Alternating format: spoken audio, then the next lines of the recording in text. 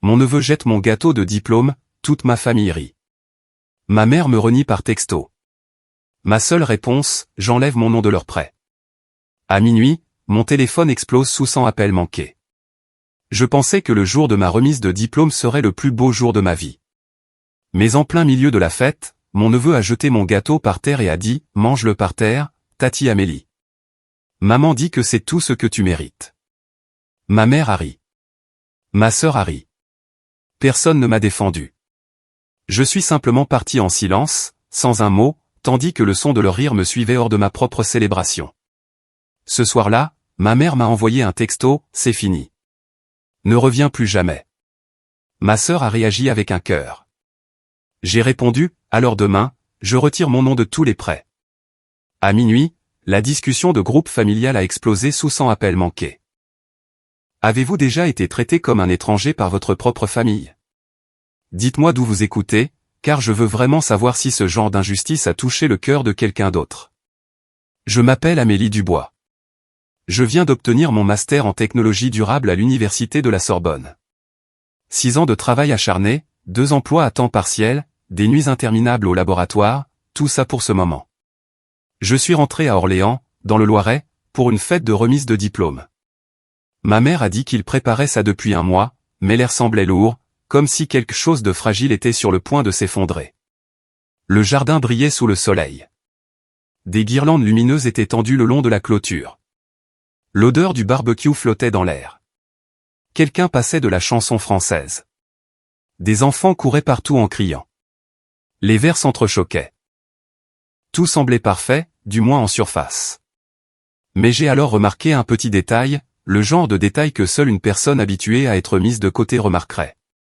Le gâteau qui disait « Félicitations », Amélie n'était pas placé au centre de la table comme d'habitude. Il avait été poussé dans un coin, à côté d'une pile d'assiettes en carton et de quelques canettes de soda perlé de condensation. Anouk, ma sœur, était au centre de l'attention, riant aux éclats en parlant des dernières vacances de sa famille sur la Côte d'Azur. Tout le monde l'écoutait, souriant, participant, comme si elle était la seule personne digne d'être célébrée. Je me tenais derrière eux, serrant mon sac à main, essayant de cacher la douleur de ne pas appartenir. J'ai forcé un sourire poli, je me suis dirigé vers la table du gâteau et j'ai pris un couteau pour en couper une petite part pour tout le monde. C'est à ce moment-là que le fils d'Anouk, Léo, 10 ans, avec le même sourire acéré que sa mère, s'est précipité. Au début, j'ai cru qu'il était juste joueur. Il s'est approché de la table, les yeux brillants de malice, puis, d'un geste rapide, il a projeté tout le plat par terre. La porcelaine s'est brisée, le glaçage a éclaboussé partout, et le gâteau a roulé sur le béton, captant les derniers rayons du soleil couchant. Je me suis figé. Pendant un instant, je n'arrivais pas à comprendre ce qui venait de se passer. Puis la voix de Léo a retenti, claire, délibérée, comme répétée. « Mange-le par terre, Tati Amélie. C'est ce que maman dit que tu mérites. » L'air est devenu silencieux. Dans ce moment suspendu, je pouvais tout entendre. Le vent qui chuchotait dans les pins, le léger crépitement du grill et les battements de mon propre cœur. J'ai regardé autour de moi, attendant que quelqu'un, n'importe qui, dise quelque chose. Ma mère, mon père, Anouk, une réprimande, une correction, même un doux « ce n'est pas gentil, mon chéri ». Mais tout ce que j'ai entendu, c'est le rire étouffé d'Anouk, sa main couvrant sa bouche comme pour le cacher, et la voix légère de ma mère disant « Oh, allons. C'est juste une blague. Ne sois pas si sensible, Amélie. » Mon père était assis sur sa chaise pliante, les bras croisés, les yeux fixés sur l'écran de son téléphone, comme si ce qui venait de se passer devant lui était trop insignifiant pour mériter son attention. C'est à ce moment-là que j'ai réalisé qu'ils n'avaient pas organisé une célébration pour moi. Ils avaient organisé un rappel de l'endroit où ils pensaient que je devais être. J'ai baissé les yeux sur le gâteau en ruine qui fondait sur le sol. Les mots « Félicitations », Amélie l'était écrasé sous la chaussure de quelqu'un. Seule une lettre A tordue s'accrochait faiblement au pavé. À cet instant, un flot de souvenirs m'a envahi. Les années que j'ai passées à faire des doubles services au café pour aider à payer les frais de scolarité d'Anouk. La fois où j'ai vendu ma vieille voiture pour que mes parents puissent réparer le toit qui fuyait. Chaque sacrifice, chaque effort silencieux pour appartenir, tout condensé dans cette unique image humiliante. Un enfant jetant mon gâteau par terre pendant que les adultes riaient. Certains types d'humiliation n'ont pas besoin de cris. Parfois, il suffit d'indifférence. Un regard, un rire, un silence, et votre cœur se fend, morceau par morceau. Je n'ai pas dit un mot, pas de protestation, pas de défense, pas d'explication. Juste une profonde inspiration, la douceur du glaçage mêlé à l'air enfumé me prenant à la gorge. Et puis j'ai lentement dénoué mon tablier, je l'ai plié et je l'ai posé sur la table. Tout le monde continuait de rire. Personne n'a remarqué que je partais. J'ai attrapé ma veste, j'ai traversé la terrasse, chaque pas résonnant sèchement sur les planches de bois. Au moment où ma main a touché la poignée de la porte, ma mère m'a interpellé. « Amélie, n'en fais pas toute une scène. C'est juste un gamin. » Je n'ai pas regardé en arrière. La porte s'est ouverte. La lumière de fin d'après-midi m'a inondé, et je suis sorti dans le vent du Loiret qui me piquait le visage, mais qui, d'une certaine manière, me semblait libérateur. Derrière moi, les rires continuaient, se mêlant aux notes finissantes d'une chanson française.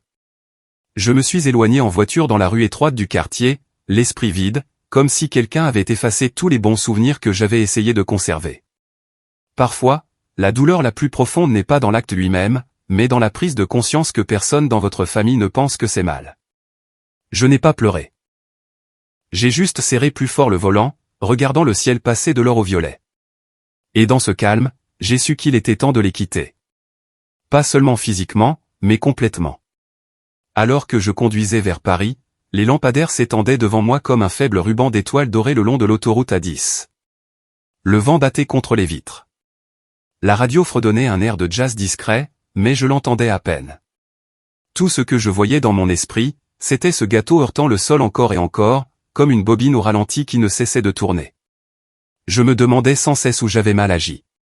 J'étais venu à cette fête pleine de gratitude, avec l'espoir fragile qu'après toutes ces années, il serait enfin fier de moi.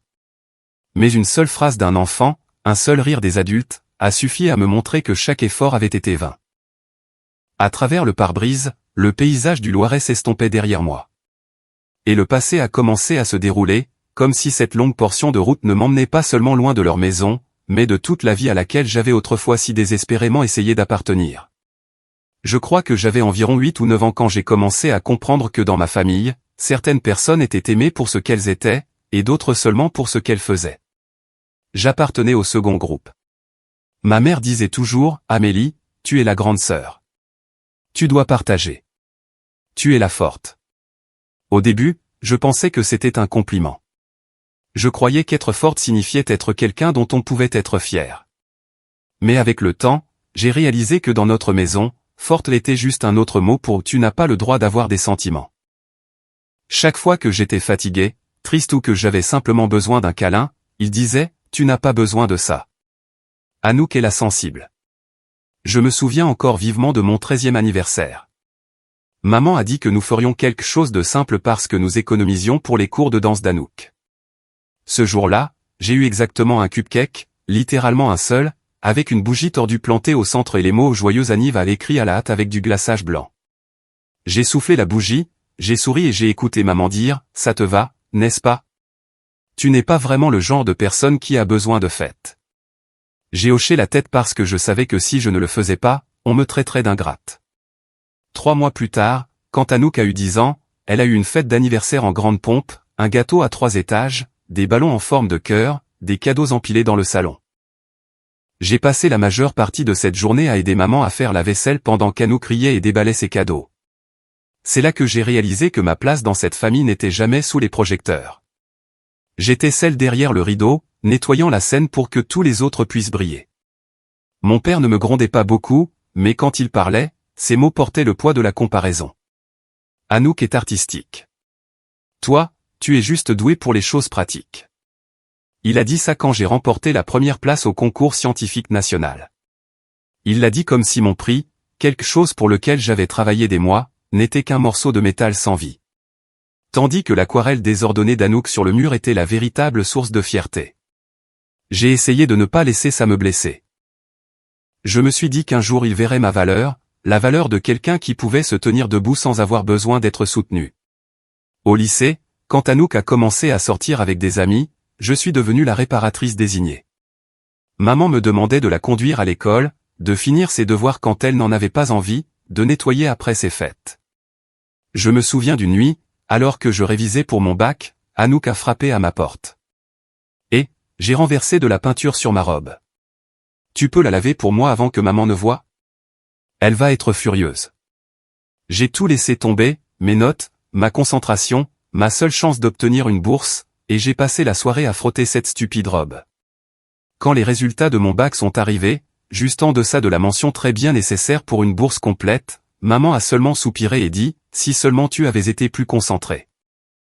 Je ne lui ai pas dit que j'avais sauté mes révisions pour aider sa précieuse fille. Dans cette maison, chaque explication que je donnais était traitée comme une excuse. J'avais 16 ans quand j'ai entendu ma mère parler à une voisine. Elle a dit, Anouk est la fille du cœur et Amélie est la fille de l'esprit.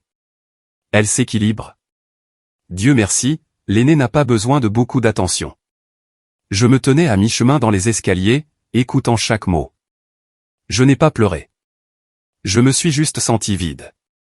C'était la première fois que je comprenais vraiment ce que signifiait être aimé conditionnellement.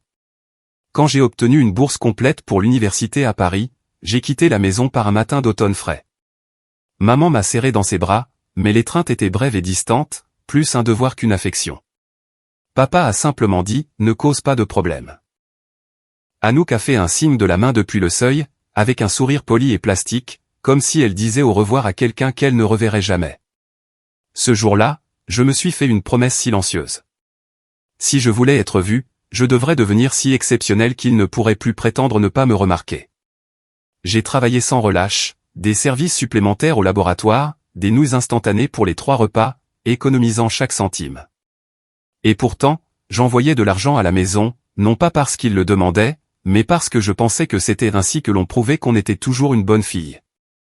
Mais peu importe combien j'envoyais, les messages ne changeaient jamais. Anouk a des difficultés. Peux-tu aider un peu? Ta nièce est trop jeune. Peux-tu participer à son soutien scolaire? Et chaque fois je disais oui, parce que dans ma tête, les vieux mots de ma mère résonnaient encore. Tu es la forte. Je pensais que si je donnais assez, il finirait par arrêter de demander, que peut-être il serait fier de moi. Mais dans ma famille, le sacrifice n'a jamais été considéré comme de l'amour, seulement comme une obligation. Un klaxon a retenti derrière moi, me ramenant au présent. J'étais déjà sorti du Loiret. La nuit était tombée.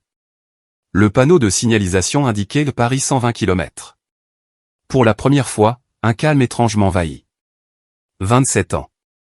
C'est le temps que j'avais passé à courir après l'acceptation, comme quelqu'un qui court après un train qui ne s'arrête jamais. Chaque fois que je pensais être proche, il déplaçait la gare plus loin. J'ai laissé échapper un rire sec et j'ai murmuré pour moi-même.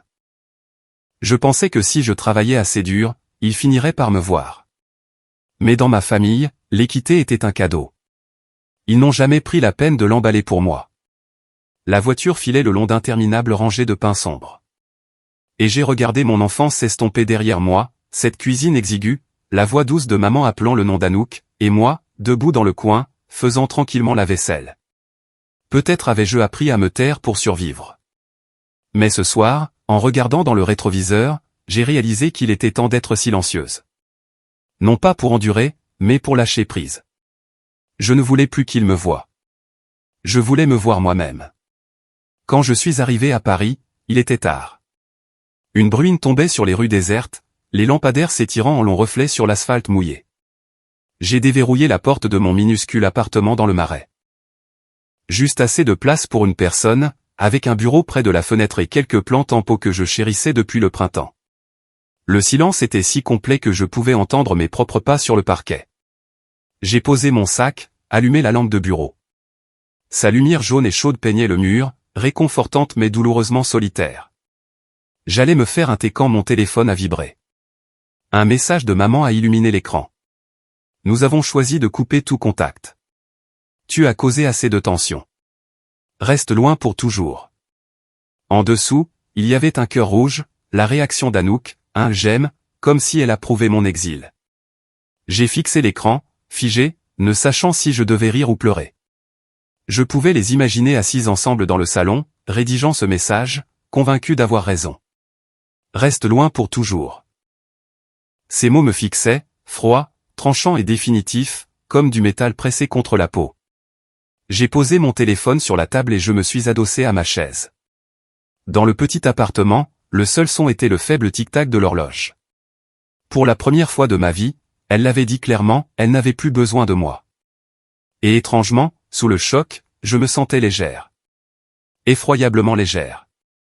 C'était comme poser enfin une valise qu'on vous avait dit toute votre vie que vous deviez porter. J'ai regardé autour de moi dans l'appartement. Les piles de livres, l'ordinateur portable, les post-it couvrant le mur. Tout ici avait été construit par moi, pièce par pièce, sans l'aide de personne. Et je me suis demandé pourquoi j'avais un jour cru avoir besoin de leur approbation. J'ai ouvert mon ordinateur portable. L'écran s'est allumé, reflétant l'épuisement sur mon visage. Plus de larmes à verser. J'ai cliqué sur mon compte bancaire, puis je suis allé dans la section des prêts. 2 lignes sont apparues, une pour la maison de mes parents à Orléans et une autre pour le SUV flambant neuf d'Anouk, toutes deux co-signées à mon nom. Parce que, comme elle l'avait dit un jour, tu as un meilleur dossier de crédit, ma chérie, aide juste la famille. Je me suis souvenu du jour où j'ai signé ces papiers. La voix rassurante de maman. Tu ne fais que signer. Nous ferons tous les paiements. Nous sommes une famille. C'est ce que nous faisons. Et je l'avais cru. Je l'ai toujours fait. Mon curseur survolait les chiffres. Les prélèvements mensuels automatiques qui avaient discrètement vidé mon salaire pendant des années. Des centaines d'euros disparaissant de mon compte chaque mois. Pas de rappel, pas de reconnaissance, pas de gratitude. Je me suis penché en arrière et j'ai laissé échapper un rire silencieux. Dans ma tête, je pouvais encore entendre la voix d'Anouk, la voix de maman, leur rire de la fête se mêlant à l'image du gâteau écrasé sur le sol. C'était tout le même langage. Vraiment? Le mépris. J'ai ouvert mes messages, mes doigts se déplaçant lentement sur le clavier. J'ai tapé une seule ligne simple. Ni plus, ni moins. Je retire mon nom de tous les prêts demain. Pas d'émoji. Pas d'explication. J'ai appuyé sur envoyer, puis j'ai posé le téléphone face contre table. La pièce était toujours lumineuse, mais elle ne semblait plus froide. Je me suis levé, je me suis versé une tasse de tisane à la camomille, j'ai inhalé le parfum doux et j'ai senti mon corps enfin commencer à se détendre. Je ne pensais plus à eux. Je ne pensais qu'à la seule chose que je pouvais encore contrôler, mes limites. Cette nuit-là, j'ai ouvert mon vieux carnet de dépenses, le même que j'utilisais pendant mes études pour suivre chaque euro que j'économisais. Je suis allé à la première page et, à l'encre noire, j'ai écrit « Recommencer ». En dessous, j'ai ajouté « La liberté ne vient pas du fait d'être aimé par les autres. Elle vient du fait de les empêcher de vous vider. » Dehors, la pluie continuait de tomber. J'ai éteint la lampe, ne laissant que la douce lueur de l'écran de l'ordinateur portable. Elle illuminait un petit cadre photo sur mon bureau, la seule photo d'enfance que je gardais encore. Dessus, j'avais environ 8 ans, vêtu d'une robe à fleurs, souriant vivement en tenant le chien du voisin. Je me souvenais comment maman m'avait grondé ce jour-là pour avoir serré dans mes bras quelque chose de sale. Mais sur la photo, je souriais encore, une joie pure, intacte. J'ai doucement retourné le cadre, face contre le bureau. Non par colère, mais parce que je voulais arrêter là. À 23h47, mon téléphone a commencé à sonner. D'abord maman, puis Anouk, puis papa. L'écran n'arrêtait pas de clignoter, mais je n'ai pas répondu. Un message après l'autre est apparu. Qu'est-ce que tu fais? Pourquoi as-tu retiré ton nom? Tu ne comprends pas les conséquences. Amélie, s'il te plaît, écoute juste maman. J'ai lu chaque mot, puis j'ai fermé mon ordinateur portable. Dans le cœur des appels manqués et des messages vocaux paniqués, je n'ai pas entendu une seule excuse. Pas une. Tout ce que j'entendais, c'était la peur, celle qui surgit quand les gens réalisent que leur portefeuille de secours vient de leur couper les vivres. J'ai éteint mon téléphone, je me suis glissé dans mon lit et j'ai remonté la couverture jusqu'à ma poitrine. La pluie tambourinait doucement contre la fenêtre, et dans cette nuit parisienne tranquille, j'ai réalisé que j'avais enfin fait la seule chose qui m'avait terrifié toute ma vie. J'avais choisi de vivre sans avoir besoin de leur pardon ou de leur approbation. Peut-être que c'est à ça que ressemble vraiment la liberté. Pas de feu d'artifice ni de grands gestes, mais un seul message, une seule décision, et le silence absolu qui suit. Le lendemain matin, je me suis réveillé plus tôt que d'habitude. Paris était enveloppé dans sa brume gris pâle familière, s'accrochant à la fenêtre comme des souvenirs qui n'avaient pas encore séché. J'ai préparé une tasse de café noir, j'ai pris une lente gorgée et j'ai regardé dehors. La ville se réveillait. Des bus rampaient dans les rues mouillées. Des gens en veste à capuche traversaient les carrefours, les cafés prenaient vie avec une douce lumière jaune. La paix. Une sorte de paix que je n'avais jamais connue à Orléans. Mais au fond de moi, je savais qu'aujourd'hui serait le jour où je couperais le dernier fil qui me liait à cette ancienne vie. Fini d'aider la famille. Fini le tu es la grande sœur, tu dois porter le fardeau. Fini l'amour lié à la dette et à la culpabilité. Je suis entré dans l'agence du Crédit Populaire, un bâtiment en verre de 2 étages dans le centre de Paris. La réceptionniste m'a accueilli avec un sourire poli. Avez-vous un rendez-vous? J'ai hoché la tête. Oui, avec Monsieur Durand. Elle m'a conduite dans un petit bureau de consultation. Monsieur Durand, un homme d'une 50aine d'années avec des yeux bienveillants derrière des lunettes à monture métallique, s'est levé et m'a serré la main. Mademoiselle Dubois, dit-il chaleureusement. Veuillez vous asseoir. J'ai examiné les documents que vous avez envoyés par courriel hier soir. Il semble que nous ayons quelques points importants à discuter concernant vos prêts cosignés. Je me suis assise, plaçant le dossier soigneusement sur la table. On a profité de moi, Monsieur Durand, ai-je commencé, ma voix calme mais ferme. J'ai cosigné 2 prêts, un pour la maison de mes parents à Orléans et un pour le SUV de ma sœur.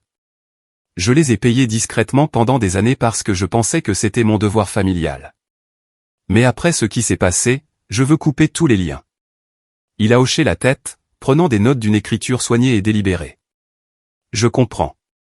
Nous pouvons initier une demande de désolidarisation de co-emprunteur si vous pouvez prouver que vous ne résidez plus à la propriété, que vous n'avez aucun intérêt de propriété, et que les emprunteurs principaux restent financièrement actifs. Je lui ai remis les documents, une preuve de mon adresse à Paris, mon contrat de location, mes fiches de paie, mes relevés bancaires, et un courriel de ma mère datant de l'année dernière qui disait « La maison est à nous. Tu as juste aidé à signer. » Monsieur Durand a lu en silence, puis a levé les yeux vers moi avec une empathie tranquille. Ils ont profité de votre confiance, Mademoiselle Dubois. Il est maintenant temps que vous repreniez le contrôle. Il a pris le téléphone, a appelé le service juridique interne de la banque et a dit fermement « Commençons le processus de désolidarisation pour Mademoiselle Dubois. » Responsabilité de co-emprunteur levée avec effet immédiat. Quand j'ai signé le premier document, j'ai senti mon cœur battre la chamade, non pas de peur, mais de soulagement. Chaque signature ressemblait à une petite lame, tranchant l'une des cordes invisibles qui m'avaient lié pendant des années. Ensuite, M. Durand m'a aidé à geler tous les comptes joints pour qu'ils ne puissent plus emprunter ou déplacer de l'argent en utilisant mon crédit. Dans 48 heures, expliqua-t-il, tout accès lié à votre profil de crédit sera verrouillé. S'ils essaient d'ouvrir un nouveau prêt, le système le rejettera automatiquement. J'ai souri faiblement, je l'ai remercié et je me suis levé. Il m'a accompagné jusqu'à la porte et a dit doucement, « Vous avez fait ce qu'il fallait, Mademoiselle Dubois. Parfois, se protéger est le seul moyen d'apprendre aux autres à vous respecter. » Dehors, l'air était froid et vif, mais mon esprit semblait plus clair qu'il ne l'avait été depuis des années. Je me suis arrêté dans un petit café au coin de la rue et j'ai commandé un café crème. Quand la barista m'a tendu la tasse, elle a souri et a dit « Passez une bonne journée. » J'ai répondu avec une phrase à laquelle je n'avais jamais vraiment cru auparavant. Je le ferai. Pendant ce temps, quelque part loin, à Orléans, je pouvais presque imaginer le chaos. Maman appelant frénétiquement la banque, Anouk essayant en vain de se connecter au compte joint. Je ne me sentais pas triomphante. Je me sentais juste calme. Toute ma vie, il m'avait contrôlé avec la culpabilité. Maintenant, je les contrôlais avec le silence. Cet après-midi-là, mon téléphone n'arrêtait pas de vibrer. Cet appel manquait de maman, 3 de papa, 4 d'Anouk. Pas un seul message demandant « Est-ce que ça va ?» Seulement « Pourquoi fais-tu ça ? Sais-tu ce que tu as provoqué ?» Je n'ai pas répondu. Au lieu de ça, j'ai marché le long de la Seine, regardant la lumière du soleil onduler sur l'eau. Et pour la première fois de ma vie, j'avais l'impression de respirer avec mes propres poumons, sans le poids de personne d'autre dans l'air que j'inspirais. Ce soir-là, alors que je préparais un dîner simple, des pâtes avec des légumes verts, mon téléphone a de nouveau vibré. Pas un appel cette fois, mais une notification de la discussion de groupe familial. Le nom en haut, Famille Dubois. Le premier message était de maman. Comment oses-tu ruiner notre crédit? Te rends-tu compte de ce que tu as fait? Anouk a répondu presque instantanément. C'est tellement mesquin, Amélie. Tu as toujours été jalouse. Puis papa est intervenu avec une seule ligne. Tu es allé trop loin. Je suis resté là, la lueur de l'écran se reflétant sur le petit comptoir de la cuisine. Pendant quelques secondes, j'ai hésité. Puis j'ai tapé une ligne en retour, calme, délibérée et finale. J'ai juste arrêté de payer pour des gens qui ont ri quand mon gâteau est tombé par terre. J'ai appuyé sur envoyer. La pièce est devenue silencieuse. Le mot ovule est apparu sous mon message. Puis rien. Pas de réponse, pas d'excuse, pas de rire, juste le silence. Un silence lourd et magnifique. J'ai posé mon téléphone sur la table et j'ai continué mon dîner. L'odeur de la sauce tomate remplissait l'appartement. Dehors, le ciel était devenu violet. Les dernières traînées de lumière du soleil scintillaient sur la scène. J'ai mangé lentement. Chaque bouchée ressemblait à une conclusion.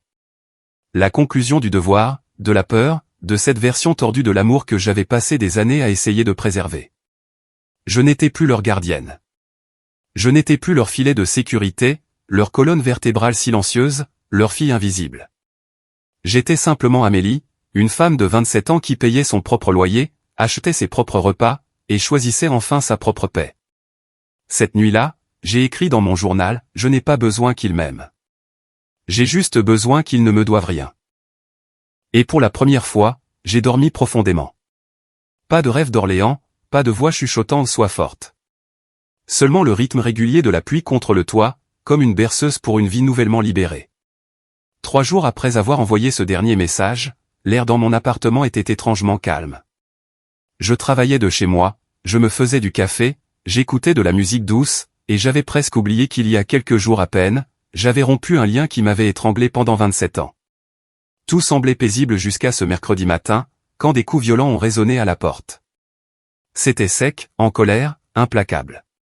Je me suis figé, puis j'ai regardé l'interphone vidéo. Mon cœur s'est serré. Dehors, dans le couloir, se tenaient ma mère et Anouk. 2 visages que je connaissais par cœur, apparaissant maintenant à travers la lentille froide et déformée comme des étrangères. Maman se tenait devant, les bras croisés. Anouk avait baissé son masque jusqu'à son menton, son visage rouge de colère. Avant même que je puisse bouger, la voix de maman a transpercé la porte, aiguë, furieuse, tremblante de contrôle. Amélie, ouvre cette porte tout de suite. Nous devons parler. Que as-tu fait avec la banque? Je suis resté immobile, car je savais que si j'ouvrais cette porte, je serais à nouveau avalé tout entière par la même tempête qui m'avait consumé toute ma vie. Où chaque explication que je donnais se transformait en culpabilité et chaque larme de leur part devenait une arme. J'ai pris une profonde inspiration. Je n'ai pas répondu. Les coups se sont faits plus forts. La voix d'Anouk a craqué. Tu as tout ruiné. Tu le sais ça? La banque menace de saisir la maison. Le crédit de maman est ruiné, tout ça à cause de toi. Ouvre la porte. J'ai regardé l'écran. Ses cheveux étaient en désordre. Ses yeux sauvages. Un mélange de fureur et de peur. Pour la première fois, j'ai vu quelque chose de nouveau en elle. Pas le pouvoir, pas la perfection, mais la panique. La panique de quelqu'un qui perd le contrôle de ce qu'il a toujours supposé être à lui. Pourtant, je n'ai rien dit. J'ai activé l'enregistreur vocal de mon téléphone et je l'ai posé sur la table près de la porte. La voix de maman est revenue, stridente et tremblante. Nous sommes une famille, Amélie. On ne traite pas sa famille comme des ennemis. J'ai regardé leur visage sur l'écran, tous deux brûlants d'indignation, et j'ai répondu doucement, juste assez fort pour que le microphone capte. Si elles agissent comme des intrus, alors la ligne entre la famille et la limite n'existe plus. J'ai ouvert l'application du 17 et j'ai appelé. Une voix calme a répondu. Police secours. Comment puis-je vous aider? J'ai gardé ma voix stable. Il y a 2 personnes devant la porte de mon appartement qui crient et refusent de partir. Je voudrais signaler une violation de domicile. Les connaissez-vous? A demandé l'opérateur. Oui, ai-je dit, les yeux toujours fixés sur l'écran. Anouk tapant du pied, maman agitant les mains. C'est ma famille, mais aujourd'hui, ce sont juste des personnes qui violent mes limites. Moins de 10 minutes plus tard, 2 policiers sont arrivés. J'ai regardé à travers la caméra de la porte alors qu'ils approchaient. Au moment où ils sont apparus, ma mère et Anouk se sont précipités vers eux, parlant toutes les deux en même temps, les mains gesticulant sauvagement. Maman a commencé à crier, « C'est ma fille. Elle a détruit les finances de notre famille. Nous voulons juste lui parler. » La voix d'Anouk s'est brisée en sanglots. Elle m'a presque coûté ma voiture. Mon fiancé me quitte à cause de mon dossier de crédit. Elle est sans cœur. L'un des policiers, un homme calme d'âge mûr, a légèrement levé la main. Madame, dit-il d'un ton égal, c'est une propriété privée. Si elle vous a demandé de partir, vous devez partir. Les yeux de ma mère ont brillé de colère. C'est ma fille. J'ai des droits. Le policier a secoué la tête doucement. Non, madame. Vous avez des droits en tant que mère, mais pas le droit de violer la propriété d'un adulte. Je n'ai pas ouvert la porte. J'ai juste regardé. Maman a commencé à crier plus fort, ses mots vifs, frénétiques. Anouk a caché son visage dans ses mains, en pleurant. Une petite partie de moi voulait sortir en courant, les serrer dans mes bras, leur dire que je n'avais jamais voulu que les choses en arrivent là. Mais la plus grande partie, celle qui avait été blessée encore et encore pendant des années, m'a maintenu immobile, car je savais que si j'ouvrais cette porte, le cycle recommencerait. Et cette fois, je ne pourrais pas survivre à une autre manche. Les policiers ont répété leur demande de partir. Anouk a protesté, insistant sur le fait qu'elle voulait juste une conversation. L'un des policiers a pointé du doigt les escaliers. Cette conversation est terminée, dit-il fermement. Allons-y, ma mère s'est retournée vers la caméra, les yeux flamboyants. Amélie, tu le regretteras. Le sang ne peut être renié. Je n'ai pas répondu. La porte est restée fermée. À travers l'écran, je les ai regardés être guidés dans la cage d'escalier. Leurs pas lourds, remplis de colère et d'impuissance. Quand la voiture de police s'est finalement éloignée de la rue, je me suis assise par terre, adossée au mur. Je n'ai pas pleuré. J'ai juste expiré une profonde et lente respiration qui semblait vider des années de bruit de mon intérieur. Il ne restait plus de fureur. Pas de culpabilité, juste l'immobilité. Le calme après une longue et implacable tempête. J'ai pris mon téléphone et j'ai vérifié l'enregistrement. Leur voix était claire, chaque accusation, chaque sanglot, chaque ton de supériorité. J'ai sauvegardé le fichier et je l'ai nommé « Limite, 17 avril 2025 ». Je savais que je n'en aurais peut-être jamais besoin, mais le simple fait de savoir qu'il existait me faisait me sentir en sécurité. Cet après-midi-là, je me tenais près de la fenêtre, regardant Paris baigner dans la douce lumière de fin de journée. Des voitures défilaient dans la rue en contrebas. Des gens passaient avec des tasses de café, des chiens, des mallettes, chacun portant son propre monde privé. Et je me suis demandé combien d'entre eux avaient fait face au même choix, entre le sang et la dignité, entre être aimé conditionnellement et être en paix seul. J'ai pris une longue respiration. Dehors, la ville continuait, et personne ne savait que, dans un appartement tranquille au-dessus de la rue, une famille venait de s'effondrer sans un seul cri. J'ai versé plus d'eau chaude dans ma tasse et j'ai posé le thé sur la table. Le téléphone s'est de nouveau allumé. Des dizaines de nouveaux messages d'Anouk, de maman, même de parents à qui je n'avais pas parlé depuis des années. Chacun d'eux portait le même ton. Le blâme. Tu as embarrassé ta mère. Tu fais souffrir toute la famille. Qui t'a appris à être si cruel? Je n'ai pas répondu.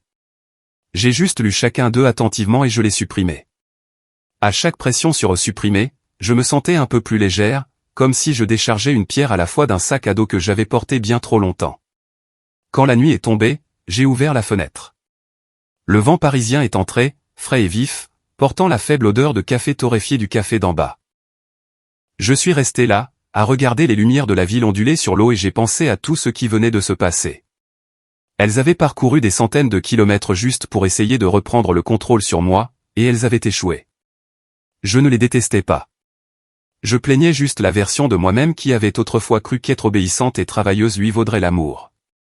Ma voix a brisé le silence, douce mais claire dans l'appartement vide. Parfois, la seule façon d'être respecté est d'arrêter de le mendier. Je ne l'ai pas dit pour elle. Je l'ai dit pour moi. Puis j'ai fermé la fenêtre, j'ai éteint les lumières, et dans cette obscurité, j'ai ressenti quelque chose de rare. Une paix non née du silence de quelqu'un d'autre, mais du fait de ne plus supplier d'être entendu. 3 mois plus tard, l'été est arrivé à Paris aussi doucement qu'un soupir. Le ciel était d'un bleu vif, de fins nuages dérivant comme des rubans au-dessus de la Seine, et pour la première fois depuis des années, je me sentais vraiment vivante, pas seulement existante pour plaire à quelqu'un. J'avais déménagé dans un petit appartement d'une rue calme près de Montmartre, son balcon donnant sur les toits. Chaque matin, lorsque la lumière du soleil filtrait à travers les stores, j'ouvrais les fenêtres, je préparais mon café et j'écoutais le rythme doux de la ville qui s'éveillait. Ce son me calmait plus que n'importe quelle séance de thérapie. Le travail chez Green Pulse Tech, la start-up d'énergie propre où j'étais depuis près de 2 ans, se passait mieux que jamais. Après avoir terminé un projet de modélisation de système de réduction des émissions pour un complexe industriel à Lyon, j'ai été promu chef de l'analyse durable, un poste que je pensais autrefois bien au-delà de ma portée. Ce matin-là, lors d'une réunion d'équipe, notre PDG, une femme posée nommée Lydia, m'a regardé et a dit « Amélie, vous êtes le genre de leader en qui les gens ont confiance. Non pas parce que vous êtes bruyante, mais parce que vous êtes stable. » J'ai souri. Quelque chose de tranquille a fleuri en moi, comme une graine atteignant enfin la lumière du soleil après un long hiver froid. J'ai commencé à construire un cercle d'amis non liés par le sang mais par l'empathie. Hélène, une ancienne camarade de master travaillant maintenant dans une ONG pour l'énergie solaire, passait souvent le week-end. Elle apportait du pain grillé. Je préparais une soupe de chou-fleur rôti.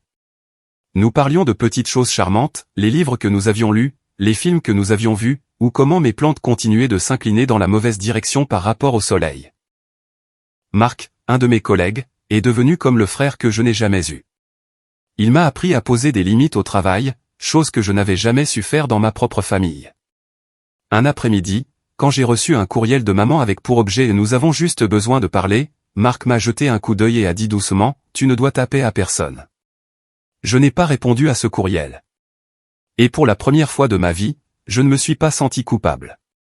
Ma propriétaire, Madame Martin, une veuve d'une 60aine d'années qui vivait en bas, préparait du thé à la menthe chaque après-midi et m'en apportait souvent une tasse. La première fois que je lui ai parlé de ma famille, elle a juste souri d'un doux sourire entendu et a dit « La famille n'est pas là où nous sommes nés. C'est là où nous sommes vus avec des yeux doux. » Je n'avais jamais entendu personne dire ça avant, mais quand elle l'a fait, quelque chose en moi s'est adouci. Peut-être avais-je trouvé un autre type de famille, non pas lié par le sang, mais par la compréhension.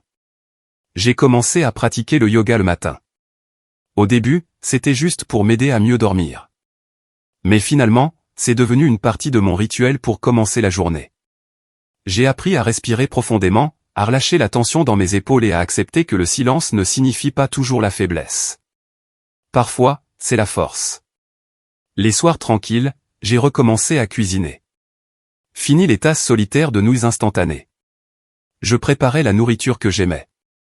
Des pâtes arrosées d'huile d'olive, une soupe de potiron crémeuse, ou de simples crêpes au miel. Quand je m'asseyais pour manger, je souriais souvent pour moi-même en pensant « Alors, c'est ça, le goût de prendre soin de soi ». Un samedi matin, j'ai décidé de réorganiser l'appartement. En atteignant une boîte poussiéreuse de vieux souvenirs de remise de diplôme, j'ai sorti une photographie de ce jour-là. Pas celle de la fête, mais la photo qu'un ami avait prise devant le bâtiment de l'université. Je portais la toche bleue, le diplôme à la main, les cheveux balayés par le vent. Mes yeux étaient brillants, non pas parce que j'étais confiante, mais parce que je croyais encore que ma famille serait fière de moi. J'ai délicatement placé la photo dans un cadre et je l'ai posée sur le rebord de la fenêtre, à côté d'un petit cactus que j'avais acheté au marché des enfants rouges. Le cactus, avec ses épines acérées et ses fleurs discrètes, me rappelait moi-même. Sous le cadre, j'ai glissé une petite carte qui disait « Fleuris là où on ne t'arrose plus ». Cet après-midi-là, Hélène et Marc sont passés. Nous avons commandé une pizza, partagé des histoires et regardé de vieilles photos. Quand Marc a vu la photo de remise de diplôme, il a taquiné « On dirait que tu étais sur le point de conquérir le monde ». J'ai ri et j'ai dit « Peut-être que j'essayais juste d'y survivre ». Nous avons tous les trois éclaté de rire, puis nous sommes tombés dans un silence confortable. Après un moment, Hélène a dit doucement « Tu sais, tu ne parles plus d'Orléans ». J'ai regardé vers les toits de Paris où le coucher de soleil miroitait et j'ai répondu « Parce que j'ai enfin arrêté d'y vivre dans ma tête ». Le temps a passé et les vieilles blessures ont lentement commencé à se refermer. Non pas parce que j'avais oublié, mais parce que j'avais arrêté de les toucher chaque jour. Parfois, un numéro étrange clignotait sur mon téléphone où je recevais un court message de maman. Nous avons des difficultés avec la maison. Appelle-moi, s'il te plaît. Je les lisais, puis je les mettais de côté. Je savais que si je retournais en arrière, je perdrais la chose même que j'avais lutté pour trouver, la paix tranquille en moi. Maintenant, je choisis la sérénité plutôt que l'obligation. Un soir tard, en rangeant mon bureau, j'ai trouvé une petite note que j'avais écrite le jour où j'avais rencontré Monsieur Durand à la banque. La liberté n'est pas la vengeance, c'est la clarté. J'ai lissé les bords et je l'ai épinglé de nouveau sur le mur. Juste à côté, il y avait une photo de moi, Hélène et Marc lors de notre voyage en Bretagne. Nous trois debout sur une falaise, les cheveux fouettés par le vent, riant librement. En la regardant, j'ai réalisé quelque chose de tranquillement profond. J'avais une famille maintenant, seulement cette fois, c'était une famille à laquelle je n'avais pas à demander la permission d'appartenir. Avant de me coucher, je me suis assise près de la fenêtre, regardant la ville scintiller en dessous. Au loin, des lumières clignotaient comme des lucioles. J'ai pris une gorgée de thé et j'ai souri. Pas de colère, pas de tristesse, juste de la gratitude. Il m'avait fallu près de 30 ans pour comprendre que tous ceux qui partagent votre sang ne sont pas votre famille. Parfois, la famille, ce sont les gens qui ne vous font jamais vous excuser d'exister. Et alors que le vent nocturne me frôlait le visage, j'ai murmuré pour moi-même, bienvenue à la maison, Amélie. Au 4e mois à Paris, la vie s'était installée dans un rythme tranquille. Les matins commençaient par le yoga. Les après-midi étaient consacrés au travail. Les soirs signifiaient des livres ou un café avec des amis près de la Seine. Tout semblait paisible, enfin, vraiment paisible. Jusqu'à un lundi matin, où j'ai ouvert mon ordinateur portable et je me suis figé. Ma boîte de réception débordait. Presque tous les objets de courriel disaient la même chose. Est-ce que ça va? Au début, je n'ai pas compris. Pas avant qu'Hélène ne m'envoie une capture d'écran. C'était une publication Facebook d'un profil nommé Lydie Dubois, ma mère. La publication disait en grosses lettres grasses, parfois, l'enfant en qui vous avez le plus confiance finit par vous trahir. Amélie a volé ses parents et a détruit notre crédit. Certaines personnes n'apprennent jamais la gratitude. En dessous, il y avait des dizaines de commentaires de parents, de vieux voisins d'Orléans, même de gens que je me souvenais à peine.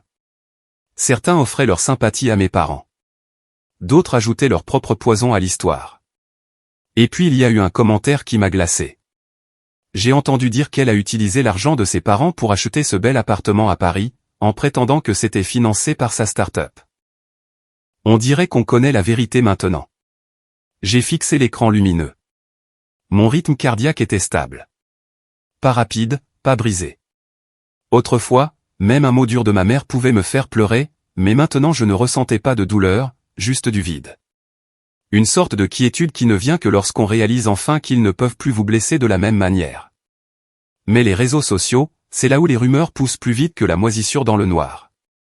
En quelques heures, la publication s'était répandue dans tous les coins de mon ancienne vie. D'anciens camarades de classe, des voisins d'Orléans, même quelques-uns de mes collègues chez Green Pulse Tech l'avaient vu. Ma boîte de réception a commencé à se remplir de messages prudents et polis.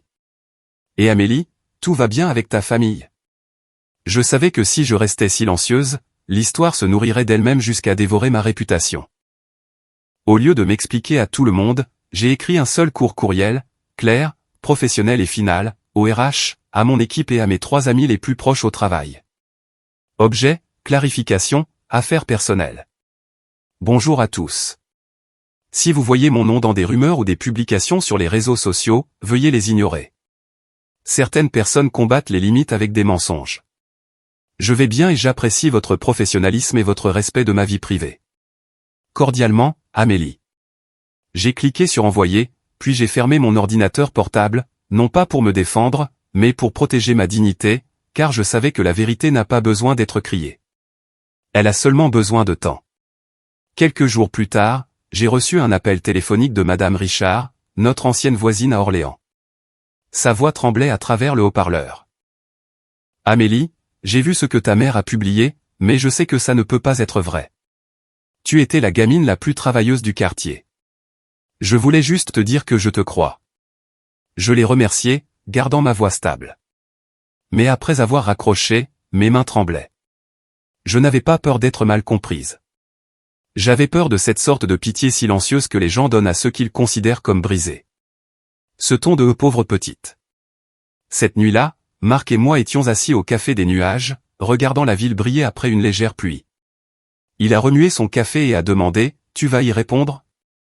J'ai souri faiblement. Non. Chaque mot qu'il publie expose qui ils sont, pas qui je suis. Il a hoché la tête lentement. Tu sais, dit-il, les gens perdent leur pouvoir sur toi au moment où tu arrêtes de réagir. Ils jettent du feu, mais si tu ne brûles pas, ils s'étouffent avec leur propre fumée. Je n'ai jamais oublié cette phrase. Les jours suivants, je suis allé travailler comme d'habitude. Je souriais toujours à la réceptionniste, je participais aux réunions, j'écrivais des rapports. Quelques personnes me regardaient avec une curiosité tranquille, mais personne ne posait de questions. Peut-être parce qu'ils avaient lu mon courriel, ou peut-être parce qu'ils étaient assez matures pour comprendre que tout le monde a une part d'ombre dans son histoire. Quoi qu'il en soit, je ne devais d'explication à personne. Puis un après-midi, lors d'une réunion avec Lydia, la PDG, son assistante a frappé à la porte. Quelqu'un vient de déposer un document pour mademoiselle Dubois. J'ai pris l'enveloppe, je l'ai ouverte et je me suis figé un instant. À l'intérieur se trouvait une lettre officielle du Crédit Populaire, signée par Monsieur Durand lui-même. Nous confirmons que mademoiselle Amélie Dubois a été entièrement libérée de toutes les responsabilités concernant le prêt hypothécaire conjoint et le prêt automobile sous les noms de Lydie et Anouk Dubois. Ces responsabilités sont désormais exclusivement sous la charge des emprunteurs originaux. J'ai regardé la lettre, le papier propre, le sceau en relief, et j'ai senti quelque chose se détendre en moi. Ce n'était pas un triomphe, c'était une conclusion. J'ai regardé les caractères gras sur la lettre, et j'ai eu l'impression qu'une vieille blessure avait enfin été refermée. J'ai scanné le document et j'ai envoyé une copie au RH pour l'ajouter à mon dossier personnel, non pas parce que j'avais besoin de laver mon nom, mais parce que je voulais une fin claire et définitive. Le soir même, la publication Facebook de ma mère a disparu. Je ne savais pas pourquoi. Peut-être que quelqu'un l'avait convaincue de la retirer. Ou peut-être que la banque l'avait contactée pour vérifier la vérité. Quoi qu'il en soit, je m'en fichais. Ce qui m'a surprise, cependant, c'est le message qui est arrivé de Madame Richard. J'ai vu que la publication a été supprimée. Certaines personnes ont commencé à s'excuser. Je veux juste que tu saches, Amélie, que la vérité ne reste jamais cachée longtemps. Je l'ai lu, j'ai expiré lentement et j'ai répondu « Merci.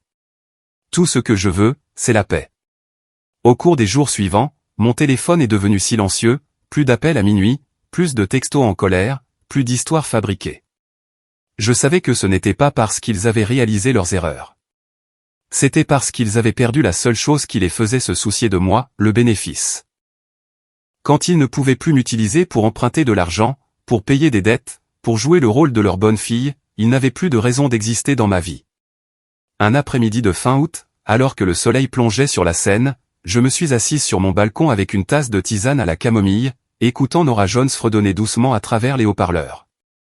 J'ai pensé à tout, le gâteau brisé sur le sol, les messages haineux, les cris de ma mère à ma porte, la publication qui me traitait de voleuse.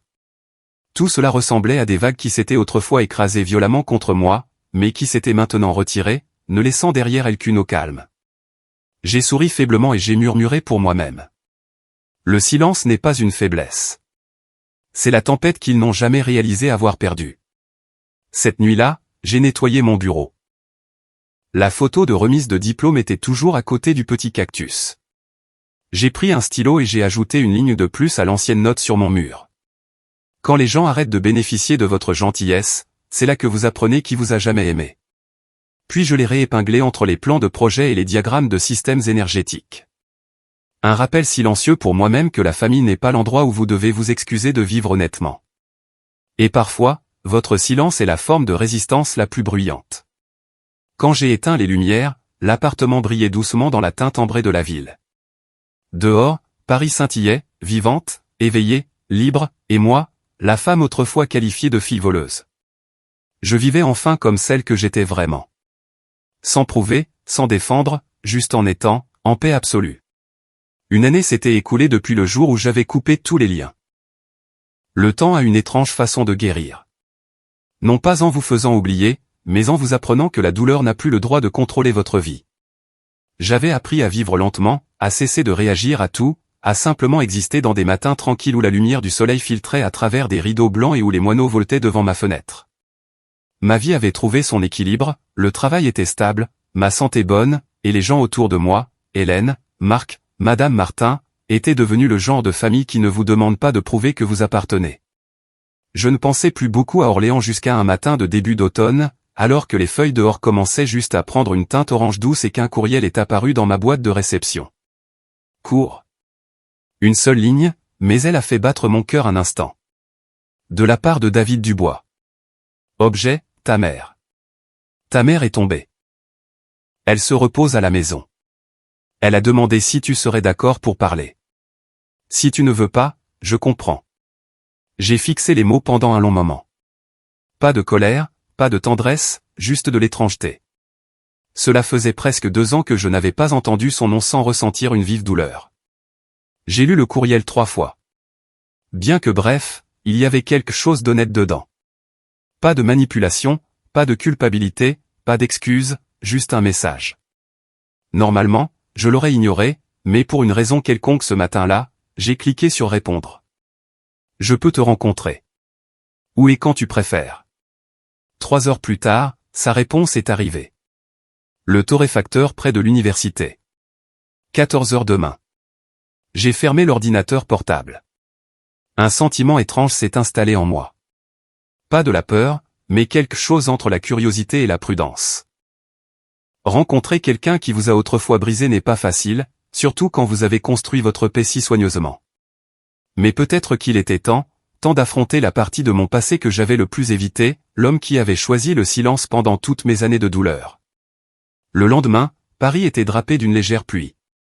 Je portais un pull gris, une fine écharpe, et je me suis dirigé vers le café. Le torréfacteur se trouvait à un coin tranquille, le genre d'endroit que les étudiants utilisaient pour étudier, et les doux commencements. L'air sentait les grains torréfiés et la laine trempée par la pluie.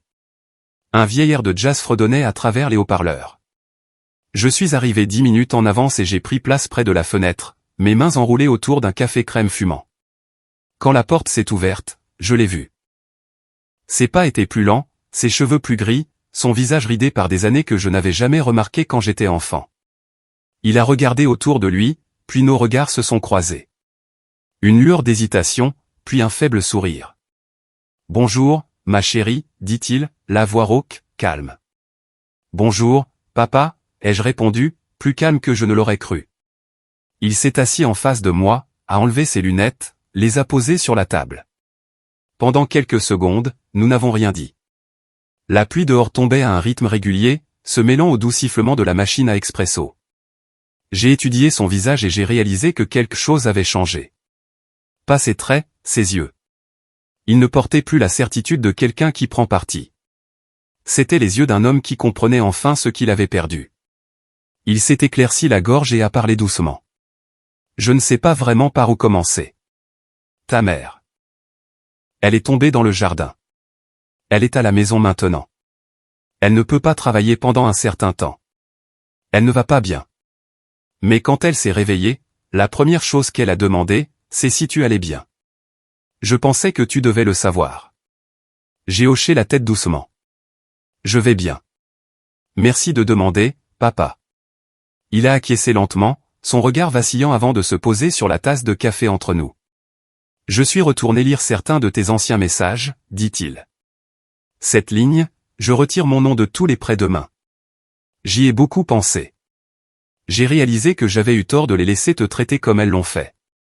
Je sais que ta mère et Anouk sont allés trop loin et je n'ai rien dit. Ce silence, c'était ma plus grande erreur. Je suis restée silencieuse. S'il avait dit ces mots il y a quelques années, j'aurais probablement pleuré. Mais maintenant, ils sont simplement tombés dans une partie scellée de moi qui ne saignait plus. Je l'ai regardé et j'ai dit doucement, je n'ai pas besoin d'excuses, papa. J'ai juste besoin de respect en tant qu'adulte, en tant que personne. J'ai passé la majeure partie de ma vie à essayer de prouver que je n'étais pas ingrate.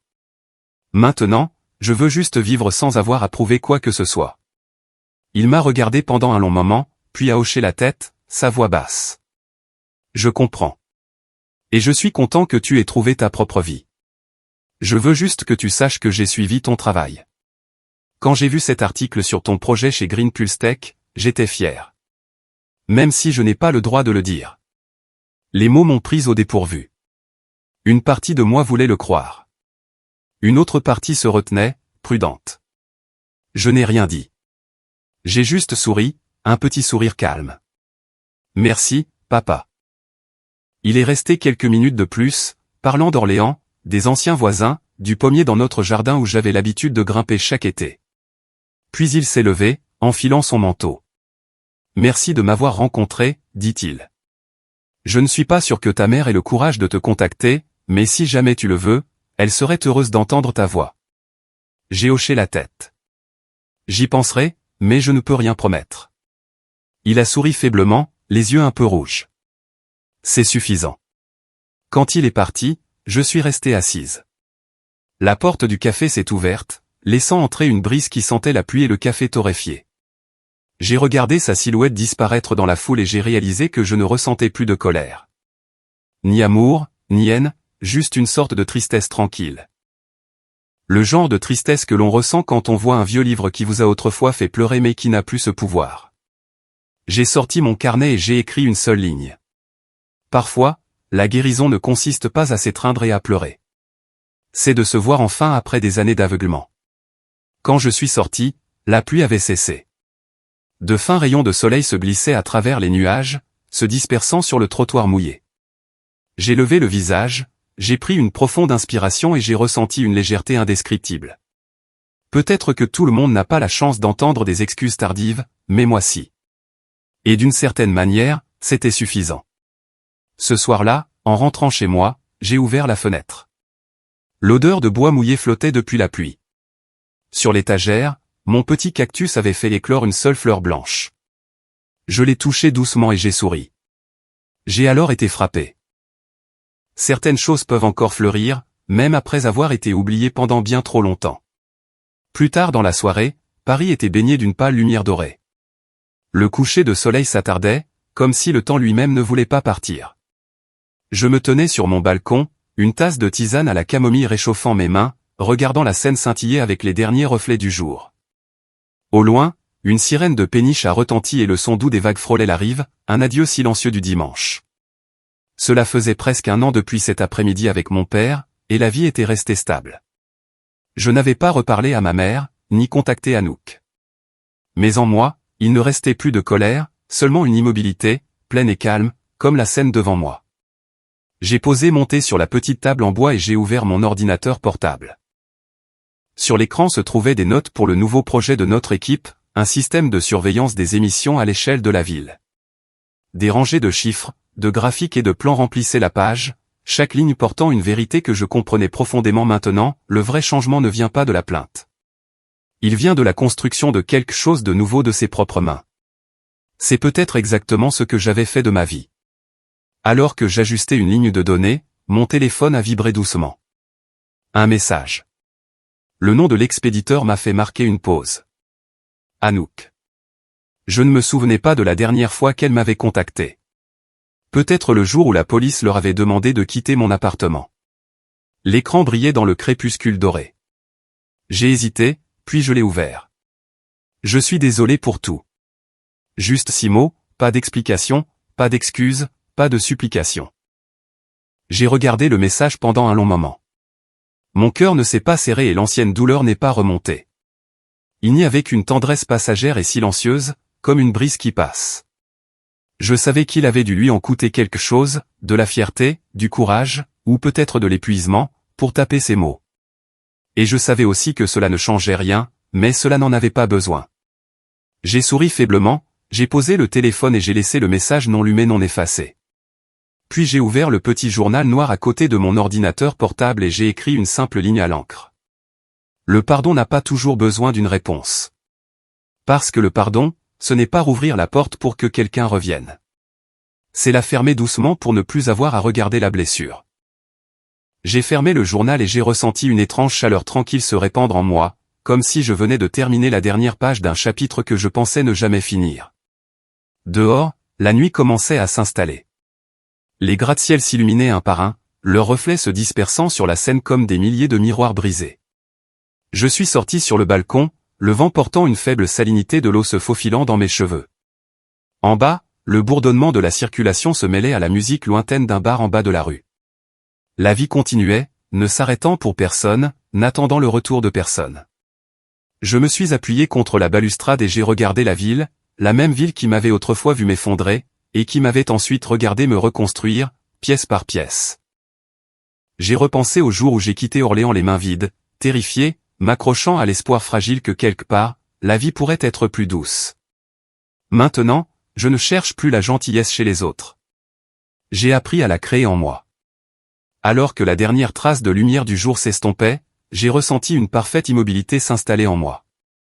Je n'avais pas besoin de validation. Je n'avais pas besoin d'excuses. Je n'avais besoin de personne pour revenir. Tout ce dont j'avais besoin, c'était de savoir que j'avais fait le bon choix. Je n'ai pas cherché la vengeance. Je n'ai pas essayé de prouver quoi que ce soit. Je suis simplement parti. Et c'est cela, plus que tout, qui m'a rendu libre. J'ai fermé mon ordinateur portable, j'ai éteint les lumières et j'ai laissé l'appartement sombrer dans la douce lueur du crépuscule. Mes pas étaient légers sur le parquet. En retournant sur le balcon, l'air du soir était plus frais maintenant, mais il ne me faisait plus frissonner. J'ai regardé vers l'horizon, où le soleil avait complètement disparu derrière la ligne d'horizon, et j'ai murmuré pour moi-même, non pas comme une déclaration, mais comme une acceptation. Je pensais autrefois que la famille était l'endroit où l'on devait retourner, mais parfois, c'est simplement l'endroit qu'il faut quitter pour enfin devenir soi-même. J'ai fermé les yeux et j'ai pris une profonde inspiration, la sentant se mêler à l'air de la ville. À cet instant, je n'étais plus la fille qui se tenait silencieuse à côté d'un gâteau brisé, ni la femme accablée par un amour conditionnel. J'étais simplement Amélie Dubois, une femme qui avait enfin trouvé assez d'estime de soi pour se choisir. Et alors que la première étoile scintillait dans le ciel de Paris, j'ai souri doucement, paisiblement. Il n'y avait plus rien à dire. Parce que chaque histoire, aussi douloureuse soit-elle, peut se terminer dans la paix. Si vous êtes assez courageux pour lâcher prise.